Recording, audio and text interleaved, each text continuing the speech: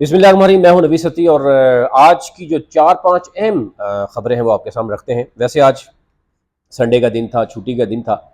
ज़ाहिर है हमारे जो सरकारी स्पेशली अदालतों का काम तो नहीं चल रहा, लेकिन बाकी जो हुआ है अलबत्ता ये ज़रूर बताऊंगा कि कच्चे के डाकुओं का काम चल रहा है। कच्चे के डाकुओं ने आज 3 जो है वो पीरों को भी गिरफ्तार कर लिया, गिरफ्तार कर लूँ उठा लिया। और कुछ लोग इसमें मतलब डिस्कशन हो रही थी, वो कहते हैं बड़ी खुशी हुई है जी, पीरों को भी उठा लिया, कम से कम उनके मुरीदैन तो आएंगे। और पीर भी कहीं गए थे, जो फसलें काट रहे हैं आजकल, वहाँ से पैसे लेने गए थे, तो उन तीनों पीरों को उठा लिया कच्चे के डाकुओं ने। उनका संडे आज अच्छा गुजर रहा है। इसके साथ साथ इस्लामाबाद में एक बनी गाला में एक अहम शख्सियत के घर से 3 करोड़ का डाका डला गया, और उसमें क्या क्या है वो शख्सियत कौन है उस पर बात करेंगे। और नून लीग में KPK में भी बुरी तरह से फूट पड़ गई है, और अमीर मुकाम जो है वो अपने साहबजादे को ही सेनेट का टिकट भी जनाब उन्होंने दिलवा दिया। और उसके बाद हालात जो है वो ये है कि पूरे KP में मुस्लिम लीग नून के लिए एक यानी मुख्तलिफ तरह की जो है वो प्रेशर और एक इल्ज़ामात मुख्तलिफ चल रहे हैं, उस पर भी हम बात करेंगे। अच्छा जी, सबसे पहले बात कर लेते हैं जनाब कि कच्चे के डाकुओं ने जो 3 पीरों को उठाया है। बताया जा रहा है कि जनाब IG सिंध जो है गुलाम नबी मेमन, वो सखर भी जा रहे हैं, वो खुद भी डर रहे हैं, वो कहीं जा भी नहीं रहे।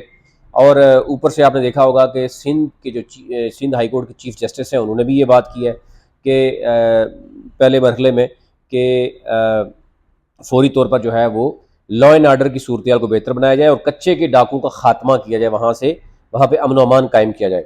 लेकिन होना क्या है वो आपको पता ही है। आप अगर कोर्ट के कहने पे IG साहब आएंगे और IG साहब के आने से पहले ही वहाँ पर बहुत ज़्यादा डर है और खौफ है, तो फिर इसी से अंदाज़ा कर सकते हैं कि हमारी पुलिस जो है वो क्या कर रही है। अच्छा, अब एक मैं बताता हूँ, इनकी जो 3 हुए हैं उसमें मैं आपको बताता हूँ। इन 3 जो पीर जो गिरफ्तार हुए हैं, सॉरी जो गिरफ्तार कह रहा हूँ, उठा लिए गए हैं। वैसे गिरफ्तार ही चलो कर लें, लेकिन उठा लिए हैं कच्चे के डाकुओं ने। उसमें उन्होंने कहा गया कि इनकी मौजूदगी में दौरान सखर के कच्चे के इलाके से 3 ऐसे अफराद को अगवा किया गया जो फसल उतरवाने के लिए अपने मरीदों के पास चंदा लेने के लिए गए हुए थे। अब इसमें 2 तरह की राय है। एक तो यह है कि उन्होंने जो मुरीदैन थे उन्होंने ही कच्चे वालों को कॉल करके कह दिया होगा, यार आ रहे हैं हमारे पास, फसलें कट रही हैं और पीरों को हम इनकार नहीं कर सकते, तो आप ज़रा इनको उठा के ले जाएं। तो एक तो बात ये चल रही है, और वो उठा के ले गए। अब उनके मुरीदैन उनकी फसल कटाई के बाद पैसा देंगे या उनके चेले उनको उठाने आएंगे, अब ये कुछ पता नहीं। लेकिन कच्चे के डाकू बेकाबू हो चुके हैं।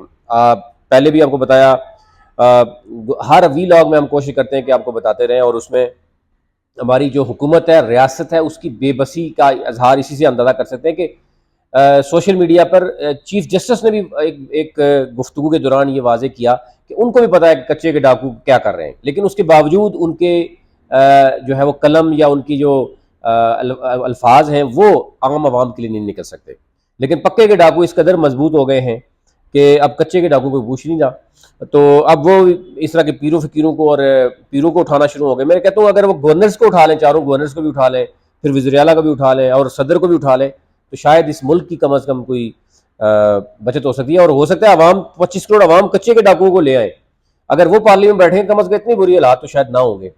तो ये सूरत जनाब पड़ी है। दूसरी अहम खबर जो हमने बताया था नून लीग की, कि जनाब जो इंजीनियर हैं, वफाकी वजीर भी हैं, अमीर मुकाम, उनके बेटे नियाज मोहम्मद जनाब, उनको सेनेट का टिकट। अच्छा, इसमें 2 तरह की राय है। एक तो यह है कि बड़ा पैसा लगाया, अमीर मुकाम पैसा लगाने में बड़ा जो है दरेग नहीं करते, बड़ा खुल के पैसा लगाते हैं। गर्मियों में उनके होटल की एक पूरे कुछ कमरे बुक थे जिसमें कहा गया था कि नून लीग की सोशल मीडिया वहाँ ठहरी हुई है। गर्मियों में उनको स्वाद का दौरा भी करवाते हैं, तो यानी खुल के करते हैं, और जिसकी वजह से पूरे KPK में सिर्फ अमीर मुकाम के ऊपर ही नज़र रखी गई। उसको वफाकी वजीर भी बनाया गया, उसके बेटे को भी टिकट दिलाया गया, और जो भी एहतजाज हो रहा है उसकी कोई बात किसी को सुनने के लिए तैयार नहीं है। वहाँ के तर्जमान हैं नून लीग के, इख्तियार वली, उन्होंने फट गए हैं वो अमीर मुकाम के खिलाफ। उन्होंने खुलकर बात की कि मुझे तो 3 दफ़ा गवर्नरशिप का भी जनाब वो थी, मुझे ऑफ़र थी, मुझे वजारतों की भी ऑफ़र थी KP में, मैंने कभी नहीं किया, मैंने पार्टी नहीं छोड़ी। और अब जो है वो हमारे साथ ये जुल्म हो रहा है कि अमीर मुकाम जो है वो बेसिकली उनका मशकूक है। आपको पता ही है वो हारे हुए हैं, लेकिन चलो फॉर्म 47 के साथ जब जहाँ पे 80% ऐसे लोग बैठे हैं तो वहाँ पे एक और बैठ गया, तो चलो कोई नहीं, उनको भी वजारत मिल गई। तो दूसरी तरफ उन्होंने अपने बेटे को सेनेट का टिकट दिलवा दिया, जो कि एक बच्चा है अभी, इतने सीनियर सीनियर लोग बैठे हुए हैं, आप अंदाज़ा करें पूरे केपी में मुस्लिम लीग नून की यानी जो जवाल की निशानी आप अंदाज़ा करें कि सरदार मेहताब जैसा बंदा, जो साबर शाह जैसा बंदा, जो है वो जो पीर हैं, उसके अलावा बहुत बड़े बड़े नाम हैं, बताऊँ, जाफ़र इकबाल जैसा बंदा, ये सारे वो लोग हैं जो मुस्लिम लीग नून से पहले ही नाराज़ हैं। तो उसके बावजूद जो है वो अमीर मुकाम को ही नज़र आ रहा है पूरा केपी में, तो ज़रा फिर इसका फ्यूचर भी आपको नज़र आएगा क्या होगा। लेकिन एनी हो, इसमें यह हुआ कि अब फूट पड़ गई है। अब फेडरल गवर्नमेंट से भी कुछ लोग बाकायदा तौर पर इख्तियार वली की ज़बान इस्तेमाल करें, वो करें अमीर मुकाम को अब इतना भी अमीर ना बनाएं कि वो अब हमारे कंट्रोल में भी नहीं आ रहा, और वो जहाँ चाहता है पैसे लगाता है। वो उसका वो इस्टैब्लिशमेंट के साथ भी ठीक है, वो शहबाज शरीफ के साथ भी ठीक है, वो नवाज शरीफ के साथ भी ठीक है, उसकी हर बंदा बात सुनता है, वो कितने लोगों को खरीद सकता है।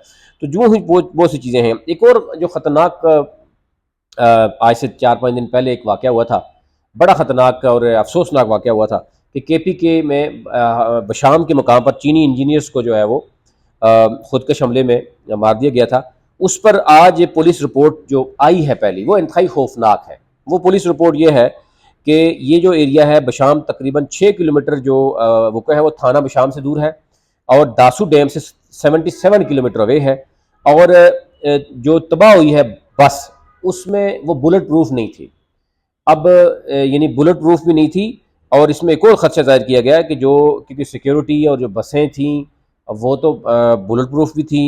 और अब ये भी कहा गया है कि चीनी काफिले में शामिल तमाम बसों में से सीसीटीवी कैमरे भी नस्ब थे, और खुदकश बम्बार के ज़ेरे इस्तेमाल जो गाड़ी थी उसके टुकड़े भी उन्होंने हासिल किए हैं।